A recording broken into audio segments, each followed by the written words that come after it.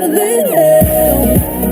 Well, welcome back to the show. Well, it is hotter than hell, isn't it, the property market at the moment? The RBA will decide today whether or not to cut rates, but joining us to discuss what it means for the property market is Domain Senior Economist, Dr. Andrew Wilson. Doc, good morning to you. Morning, Carl. Unlikely a rate cut today, right? Unlikely, yes. We had a cut last month, of course, record low 1.5%.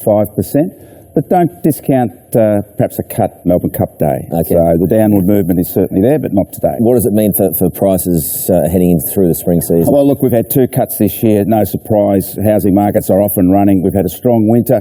All markets except that Perth markets are doing very well.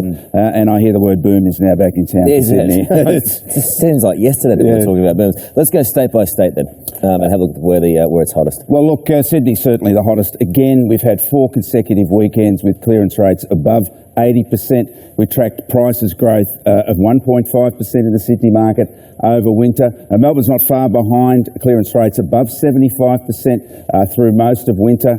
Prices growth up by 1.1% over winter. Brisbane and Adelaide prices up just under 1%. Of course, Perth remains the problem child.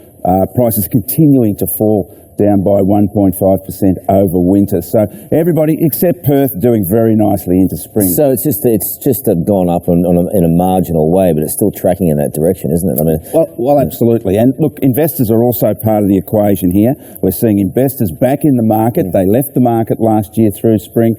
But the other big issue for buyers is a lack of properties. There's certainly lower numbers of listings. So it's a great time to be selling your property, but it certainly has some headaches for buyers. Why do you think that is? Why aren't there people realising this is a good time to sell and just getting on the market? Is it the returns from rent? Well, look, a year ago we had record levels of listings. A lot of demand and supply was brought forward, and of course that happens in the cycle. So we're back to more of a normal market now, but the difference is we've got more investors, and that's pumping up the buyer numbers. Much choice? Well, that's the problem. There isn't much choice. That's pushing up clearance rates. So it is a good time for sellers, definitively a seller's market, but buyers are really struggling out there. Especially first home buyers.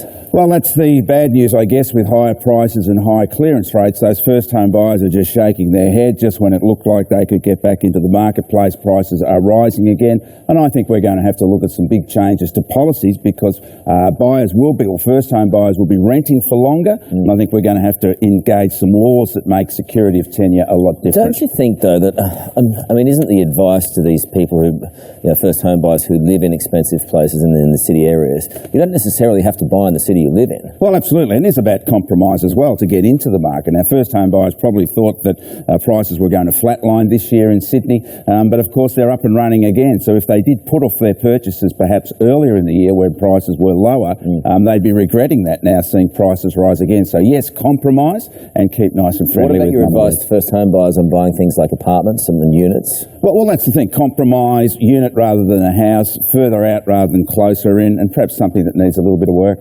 Okay, and find your renovator's dream. Well, that's right, but I guess it's all about compromise. I think life is all about compromise, isn't it, Carl?